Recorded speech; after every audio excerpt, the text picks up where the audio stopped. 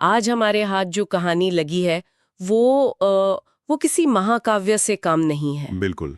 इसमें दो धागे हैं जो एक दूसरे से हजारों मील दूर हैं, लेकिन एक ही उलझन में बंधे हुए हैं। एक तरफ है योद्धा राजकुमारी सती जो अपने सच की तलाश में है, और दूसरी तरफ है शिव जिन्हें दुनिया नीलकंठ कहती है, जो एक जानलेवा महामारी के सामने बेबस खड़े हैं। बिल्कुल। और इन दोनों धागों को जोड़ने वाला जो ताना बाना है वो है नाग लोगों का। ये वो लोग हैं जिन्हें समाज ने जन्म से मिली शारीरिक बनावट की वजह से बाहर निकाल दिया है। हमारे हाथ जो स्रोत हैं वो हमें इन्हीं किरदारों की दुनिया में ले जाते हैं और सवाल उठाते हैं, न्याय क्या है, कर्तव्य क्या है, और क्या सच हमेशा वैसा ही होता है जैसा दिखता है। हाँ, तो चलिए इस कहानी की परतों को एक एक करके खोलते हैं और देखते हैं कि इन किरदारों की यात्रा हमें किस मोड़ पर ले जाती है। तो कहानी की शुरुआत ही बहुत धमाकेदार है। सती वो काशी के पूर्वी महल में एक जासूस की तरह घुसपैठ कर रही है। हाँ। पर महल में एक अजीब सी एक डरावनी खामोशी है। ऐसा लगता है जैसे सालों से वहां कोई आया गया ही न हो। और इसी खामोशी के बीच वो जो देखती है वो उसके होश उड़ा देता है। काशी के राजा अतिथि ग्वय एक स्त्री से राखी बंधवा रहे हैं, लेकिन वो कोई आम स्त्री नहीं है। वो एक नाग है। वो एक नाग है। स्रोतों में उसका जो वर्णन है वो हैरान करने वाला है। छाती से नीचे एक शरीर, पर ऊपर 2 सिर, 2 कंधे और 4 हाथ। उसका नाम है माया। सती को गुस्से से भर जाती है। वो मानती है कि नाग राक्षस होते हैं और राजा पर उन्हें पनाह देने का आरोप लगाती है। लेकिन राजा का जवाब और भी चौंकाने वाला है। क्या कहते हैं वो? वो कहते हैं ये मेरी बहन है। अच्छा। और यहीं से कहानी का असली संघर्ष शुरू होता है। सती नियमों की, कानून की दुहाई देती है, और यहीं पर माया एक ऐसा सवाल पूछती है जो पूरी कहानी की नींव है ना? बिल्कुल। वो सती से कहती है, क्या हजारों साल पहले बनाए गए नियम आज भी उतने ही सही हैं? अगर नियम ही अन्याय करने लगे तो क्या उनका पालन करना धर्म है? ये सिर्फ एक सवाल नहीं है, इस सती की पूरी दुनिया को चुनौती है। ये तो एक तरह से सती को आईना दिखाने जैसा है। हाँ, और वो उसे विकर्म कानून की याद दिलाती है। अच्छा, ये वही विवादास्पद कानून था? हाँ, जिसने विधवाओं को पुनर्विवाह की इजाजत दी थी, जिसका फायदा खुद सती को शिव से विवाह करने में मिला। हाँ। तो माया सीधे सीधे कह रही है कि जब नियम तुम्हारी जरूरत के हिसाब से बदल सकते हैं तो मेरे लिए क्यों नहीं। ये कहानी का पहला बड़ा बिंदु है जो दिखाता है कि नागों को सिर्फ उनकी बनावट की वजह से अमानवीय मान लिया गया है। ये सिर्फ न्याय का नहीं बल्कि पाखंड का भी सवाल है। तो एक तरफ सती अपने ही बनाए नियमों और न्याय की धारणा से जूझ रही है, और ये दिलचस्प है कि लगभग उसी समय हजारों मील दूर उसका पति शिव भी एक ऐसी ही नैतिक दुविधा में फंसा हुआ है। हाँ, लेकिन उसके लिए दांव पर हजारों जिंदगियां हैं। बिल्कुल। कहानी का रुख अब भृंगा राज्य की तरफ होता है, जहां एक भयानक महामारी फैली हुई है। शिव का सामना उमा नाम की एक माँ से होता है, जिसकी गोद में उसके बच्चे का शव है। वो दृश्य शिव को अंदर तक हिला देता है। और वो उस माँ से वादा करते हैं कि वो इस महामारी का अंत करके रहेंगे। वो इसे बुराई के खिलाफ एक जंग मान लेते हैं। बिल्कुल। लेकिन यहाँ कहानी में एक जबरदस्त मोड़ आता है। भृंगा के राजा चंद्रकेतु शिव को बताते हैं कि इस महामारी का इलाज है, एक दवा है। लेकिन वो दवा सिर्फ नागों से ही मिल सकती है। उन्हीं नागों से जिन्हें शिव इस महामारी का जिम्मेदार मानकर खत्म कर देना चाहते हैं। ये क्लासिक नैतिक दुविधा है। शिव बदला लेना चाहते हैं, लेकिन राजा चंद्रकेतु का तर्क बहुत सीधा है। वो कहते हैं प्रतिशोध एक ऐसी विलासिता है जिसे मैं वहन नहीं कर सकता। सही बात है। उनका कहना है कि मैं बदला लेने के बारे में सोच भी नहीं सकता, क्योंकि अगर नागों को कुछ हुआ तो दवा का स्रोत खत्म हो जाएगा और मेरी पूरी प्रजा मर जाएगी। और सबसे दिलचस्प बात यह है कि जिस वक्त शिव नागों को दुश्मन समझ रहे हैं, उसी वक्त नागों की अपनी सभा में बहस चल रही होती है। बिल्कुल। और उस बहस का नतीजा ये निकलता है कि वो भृंगा को दवा भेजकर अपनी दोस्ती का सम्मान करते हैं। ये एक बहुत शक्तिशाली पल है। हाँ, ये दिखाता है कि जिन्हें दुनिया राक्षस या बुराई का प्रतीक मान रही है, वो असल में दोस्ती और सिद्धांतों को निभा रहे हैं। ये पूरी कहानी में कौन अच्छा है और कौन बुरा, इस सवाल को बहुत जटिल बना देता है। तो अब शिव के सामने रास्ता बंद है। वो नागों पर हमला नहीं कर सकते, लेकिन उन्हें दवा का राज भी जानना है। इसी बेबसी में उन्हें एक नया रास्ता सूझता है, परशुराम। मधुमती नदी के जंगलों में रहने वाला एक खूंखार डाकू। और परशुराम कोई मामूली डाकू नहीं है। उसके बारे में अफवाहें हैं कि वो एक पागल हत्यारा है, इतना क्रूर कि उसने अपनी माँ का सर काट दिया था। लेकिन अफवाह ये भी है कि वो उस चमत्कारी दवा को बनाना जानता है। हाँ, तो शिव फैसला करते हैं कि वो इस बुराई का इस्तेमाल एक बड़ी भलाई के लिए करेंगे। वो परशुराम को जिंदा पकड़ना चाहते हैं। और इसके बाद जो लड़ाई का सीन आता है वो तो कमाल का वो है। नदी में आग लगा देना। हाँ, ये तो कोई सोच भी नहीं सकता।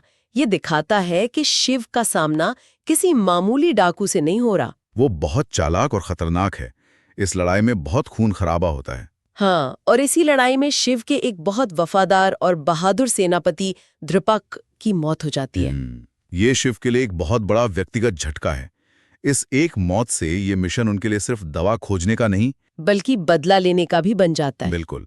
और जब शिव गुस्से में बदला लेने के लिए परशुराम को मारने ही वाले होते हैं, तभी कुछ ऐसा होता है जो पूरे समीकरण को बदल देता है। वो नारा। हाँ, परशुराम एक नारा लगाता है, जय गुरु विश्वामित्र। ये नारा सुनते ही शिव के हाथ रुक जाते हैं। उन्हें एहसास होता है कि परशुराम कोई साधारण डाकू नहीं, बल्कि वासुदेव है। एक गुप्त भाईचारे का सदस्य जिसका हिस्सा कभी शिव भी हुआ करते थे। ये एक बहुत बड़ा खुलासा है। और इसके बाद परशुराम जो करता है वो और भी हैरान करने वाला है। क्या करता है वो? वो प्रायश्चित के तौर पर अपना ही एक हाथ काटकर शिव के चरणों में रख देता है। बाप रे। ये दिखाता है कि वो सिर्फ एक क्रूर हत्यारा नहीं है, बल्कि उसके अंदर पश्चाताप की एक गहरी भावना भी है। तो एक तरफ शिव की दुनिया में इतने बड़े बड़े रहस्य खुल रहे हैं और दूसरी तरफ सती एक और मिशन पर निकल पड़ती है। हाँ, इछावर गांव में। इछावर नाम के गांव में आदमखोर शेरों का आतंक है। और यहाँ भी चीजें वैसी नहीं है जैसी दिखती हैं। सती को पता चलता है कि ये आम शेर नहीं है। ये एक लाइगर के नेतृत्व में काम करने वाला झुंड है। लाइगर यानी शेर और बाघिन की संतान, जो आम शेरों से कहीं ज्यादा बड़ा और खतरनाक होता है। लेकिन खतरा सिर्फ शेरों से नहीं है। गांव वाले अंधविश्वास में डूबे हुए हैं। हाँ, उन्हें लगता है कि ये भगवान का श्राप है। और वो एक गरीब परिवार की बलि देने पर तुले हुए हैं। तो सती यहाँ सिर्फ जानवरों से नहीं, बल्कि इंसानी अज्ञानता से भी लड़ रही है। वो अपनी जान दांव पर लगा देती है।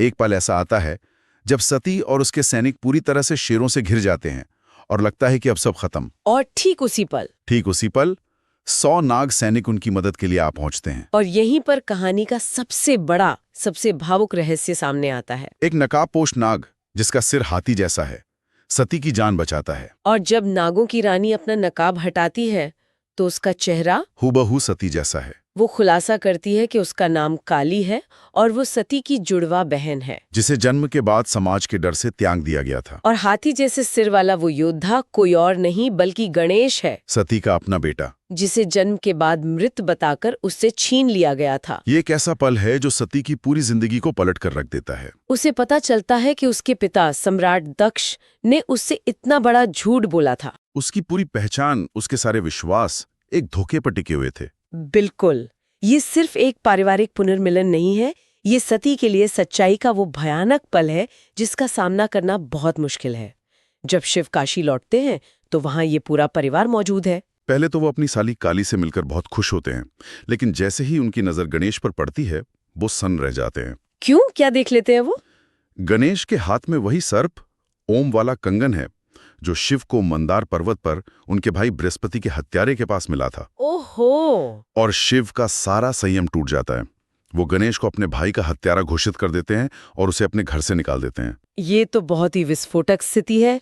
सती अपने पति और अपने उस बेटे के बीच फंस जाती है जिसे उसने अभी अभी पाया है। वो किसकी तरफ जाए? सच क्या है? और इस ड्रामे को और बढ़ाने के लिए सती के पिता सम्राट दक्ष बिना बताए काशी पहुंच जाते हैं। शिव कोई मौका नहीं चूकते। वो काली और गणेश को दक्ष के सामने लाकर खड़ा कर देते हैं। दक्ष का चेहरा देखकर ही सब साफ हो जाता है। उनकी चुप्पी उनकी सबसे बड़ी स्वीकारोक्ति है। वो सब कुछ जानते थे। उन्होंने न केवल अपनी विकृत बेटी और नाती को त्यागा, बल्कि इस बात का भी गहरा शक है कि उन्होंने सती के पहले पति की हत्या भी करवाई थी, ताकि वो एक विधवा बनकर ना जिए। ये एक के बाद एक कई धोखे हैं। ये सती के लिए बर्दाश्त से बाहर हो जाता है। वो जिस पिता को भगवान मानती थी, उनकी सच्चाई जानकर वो टूट जाती है। और फिर वो करती है जो किसी ने सोचा नहीं था। वो अपने पिता के खिलाफ ही तलवार उठा लेती है।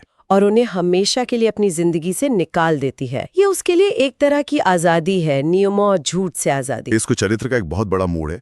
वो राजकुमारी सती से एक ऐसी स्त्री बन जाती है जो अपने सच के लिए दुनिया के सबसे ताकतवर सम्राट अपने पिता के खिलाफ खड़ी हो जाती है। इस पूरे भावनात्मक तूफान के बाद एक और घटना होती है जो शिव को सोचने पर मजबूर कर देती है। हाँ, वो लाइगर वाली घटना। वही लाइगर जिसने इशावर में आतंक मचाया था, काशी पहुंच जाता है और शिव के छोटे बेटे कार्तिक पर हमला कर देता है। और कार्तिक को कौन बचाता है? गणेश। वो अपनी जान जोखिम में डालकर अपने छोटे भाई की रक्षा करता है। ये शिव के लिए एक बहुत बड़ी पहेली बन जाती है। जिस इंसान से वो सबसे ज्यादा नफरत करते हैं, जिसे वो अपने भाई का कातिल मानते हैं, उसी ने उनके बेटे की जान बचाई है। अब उनके मन में नफरत और कृतज्ञता के बीच एक जंग छिड़ जाती है। वो गणेश को कैसे देखें? एक हत्यारे के रूप में या एक रक्षक के रूप में? और इसी उथल-पुथल के बीच कहानी अपने अंतिम पड़ाव पर पहुंचती है। काली शिव को बताती है कि नागों का एक बहुत गहरा रहस्य है, एक ऐसी सच्चाई है जिसे जानने के लिए उन्हें पंचवटी आना होगा। शिव को लगता है कि शायद यही रास्ता है बुराई की असली जड़ तक पहुंचने का। उन्हें लगता है कि बृहस्पति की मौत, ये महामारी, नागों का रहस्य, ये सब आपस में जुड़े हुए हैं। और इस रहस्य को जानने के लिए वो पंचवटी की यात्रा के लिए तैयार हो जाते हैं। हाँ, और उस कहानी का ये हिस्सा शिव और सती के बीच एक बहुत शांत बातचीत पर खत्म होता है। हाँ, और उस बातचीत में सती एक बहुत गहरी बात कहती है। क्या? वो कहती है, शायद कभी-कभी एक छोटा पाप एक बड़ी भलाई की ओर ले जा सकता है। वाह! ये एक ऐसा विचार है जो गणेश के कामों को एक नई रोशनी में दिखाता है और शिव को भी सोचने पर मजबूर कर देता है। बिल्कुल, ये पूरी कहानी का सार है। क्या अच्छा और बुरा इतना सीधा होता है जितना हम समझते हैं? या फिर हालात हमें ऐसे काम करने पर मजबूर कर देते हैं जो बाहर से गलत दिखते हैं, लेकिन उनके पीछे का मकसद कुछ और होता है। तो यहाँ आकर कहानी के ये अंश समाप्त होते हैं, लेकिन हमारे लिए कुछ बहुत बड़े सवाल छोड़ जाते हैं। हाँ। सबसे बड़ा सवाल तो गणेश को लेकर है। अगर उसने वाकई शिव के भाई को मारा, तो क्यों मारा? क्या उसके काम को समझा जा सकता है, भले उसे माफ न किया जा सके? और उससे भी बड़ा सवाल, वो क्या रहस्य है जिसे नाग दुनिया से छिपा रहे हैं? क्या वो वाकई में उतने बुरे हैं जितना दुनिया मानती है, या फिर वो किसी बड़ी अनदेखी बुराई के सबसे बड़े शिकार हैं? ये सवाल हमें सोचने पर मजबूर कर देते हैं कि हम जिसे बुराई कहते हैं, क्या वो हमेशा उतनी सीधी और सरल होती है, या उसके भी कई चेहरे होते हैं?